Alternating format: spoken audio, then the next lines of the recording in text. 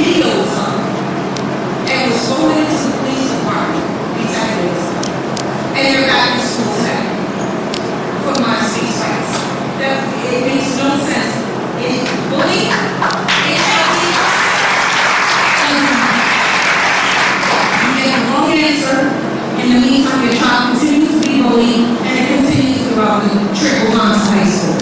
That all needs to be revoked. What I would suggest, stop mediation between the kids in middle school. It doesn't work. They'll smile on your face, yes sir, no sir, okay sir, and then they'll say that all activity. That's right. What about the 3-strike rule? 1st strike, mediation. 2nd strike, parent conference. 3rd strike, suspension. Maybe they'll learn their lesson then.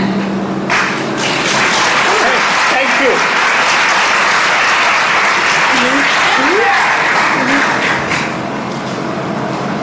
Oliver Calabata, 7th grade student and SOMs, a freshman at the high school. Seal understands about student violence and the acts of why it's here. Key reports. Last year, SOMs, 8th grade student walked around a full day of school wearing an NWA t-shirt, a police officer, and crosshairs. I don't know how that's tolerated in the school district, but it's supposed to not tolerate violence. To me, that's an act of violence. Number 2, and I might be wrong on this, but this year I believe there was a moment of silence for Michael Brown and Ferguson. I don't understand why that happens. When the criminal commits an act, assaults a police officer, why the district has a moment of silence. Thank you, sir. Next up. Hi, my name is Adriana Turner. I have been in the district for 8 years now, 9 years. Of those 9 years, I've been on the PTA boards in Marshall and Jefferson for 8 years, and I look forward to being on the HSA in Columbia next year. This morning I spent some time on the phone with a woman out of JC in her office who was very concerned about this issue, and as you know, she's one of the major proponents against gun violence in the state. She's one of the leading voices, and I know that she's very interested in improving this district. What I would ask this evening, both of Mr. Easton and of Mayor Luga specifically to, is I'd like a point person that we can speak to. We have a long summer ahead of us, and we have some things that need to be addressed. We'd really like as a community one person that we can talk to and give us some updates.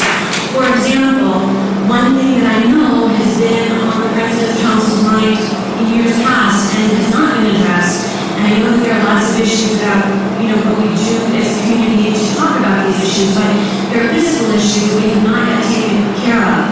For example, each of our schools, I believe every single one of them, has some issues with the entryway, which is just a very simple thing that everybody who talks about school safety says is just standard. Every visitor who comes to a school has to walk through an office area.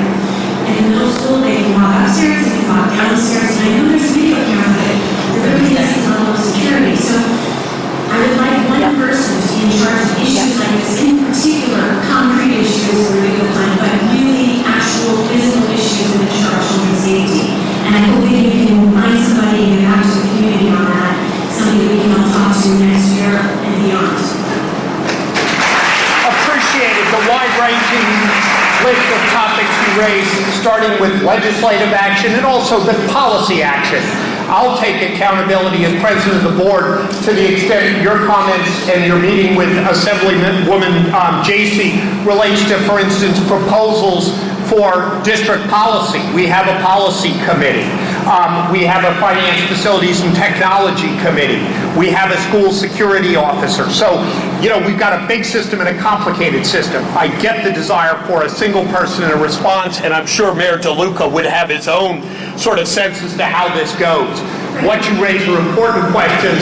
All of them call for a further response. We're looking for a director of Homeland Security for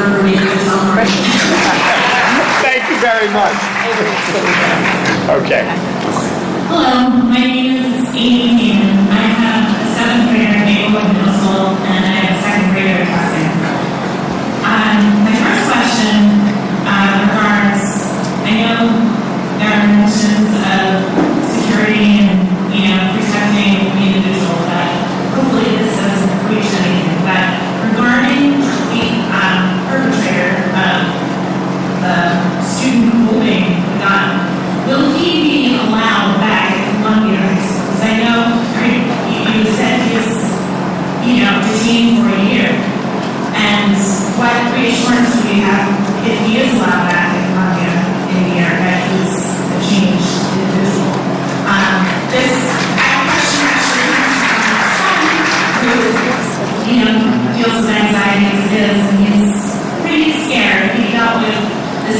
days in a row actually, because we had a class at Columbia, and then, I had to about 20 minutes before it happened at Columbia, so 2 days in a row, we, was privy to what was going on. So that's my first question. My second issue is that I hear, I don't hear much from him previously, but I hear from him in a couple of restaurants that, there are, and it's consistent with what you're saying, that there are, 4% or 10 individuals that, have issues. They're troubles, they're disruptive, and I'm hearing that they're part of the community, which on one hand, could be a good thing, but on the other hand, how do we control them? My son said one of them, I'm sure, he did not, commit this crime, he's still in the school, but just the sheer fact that, class is going on, and he's totally disrupting the class, like, a teacher leaves class, he goes feet all over the floor, like the 1 second things. So, right, 2 issues. Two big questions. You're going to be allowed back to Columbia? Answer the question, please. The student is a 7th grader, correct? Eighth grade. Okay. No, they're talking about the one that... Oh, the high school student? Yeah. The high school student is not returning to Columbia High School. And No, the middle school student is out as well. okay. Nor is the middle school student.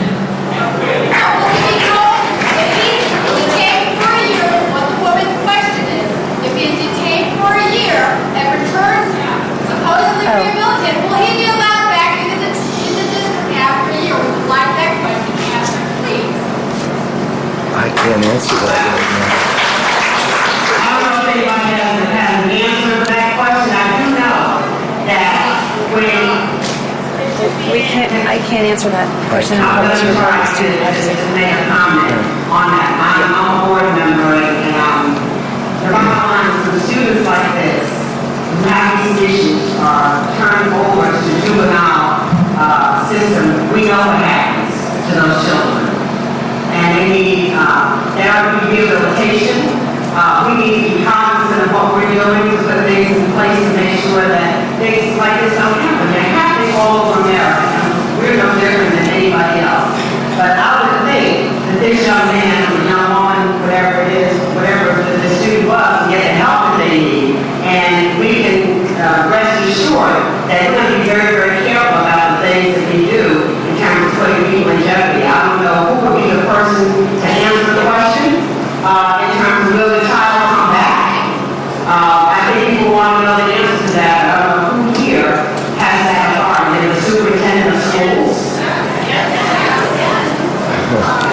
The authority, but not the ability to engage in a private conversation. It's not. I hesitate to say anything because it's a private issue, and I'm not going to compromise that.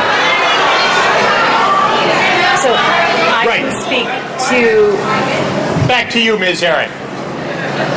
I certainly cannot violate the privacy of any student enrolled in the South Orange Maplewood School District. I can say as Columbia High School principal, I certainly would make decisions regarding the entrance of any and all of my students based on their ability to be safe and well in my building, as well as the impact that they could have on the safety and wellness of others.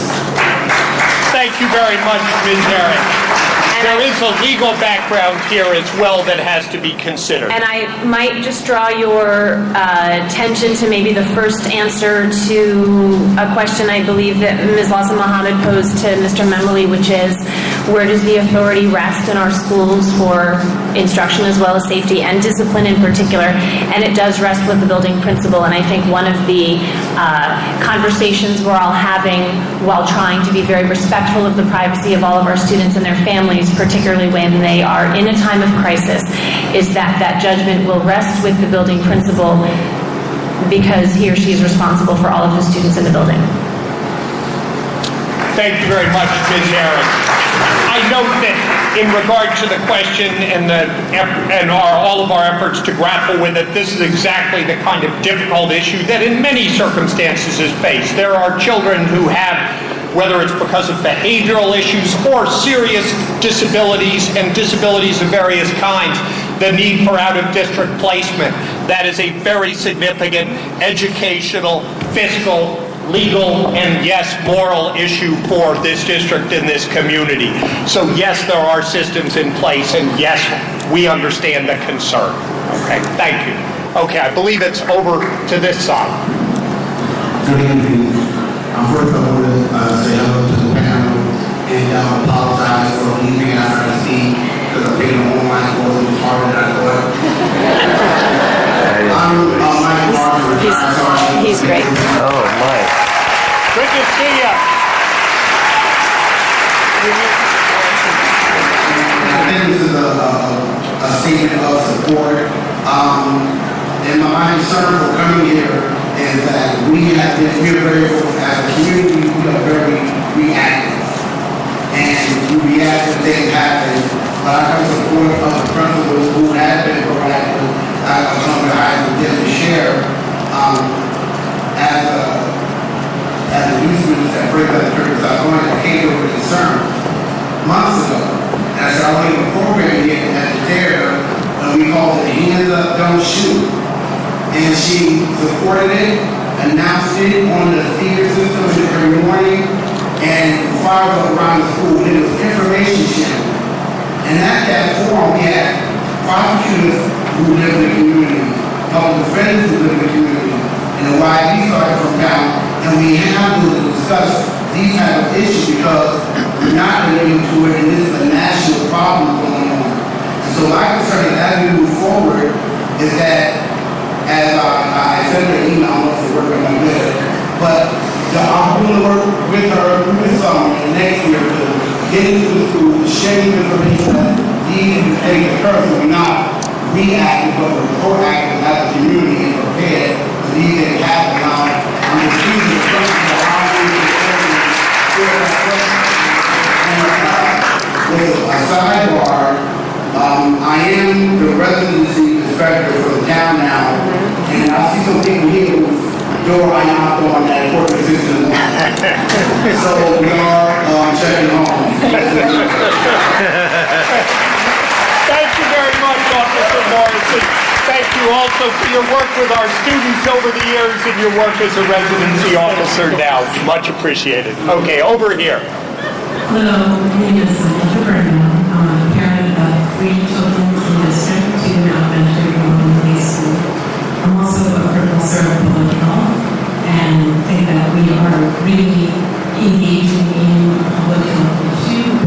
And I want to highlight a few of the points that I think were made that were so important. First being that these problems are not unique to Southerners. We know these are United States problems. The only shame and reputation damage I think that we face is that we fail to use this opportunity to respond.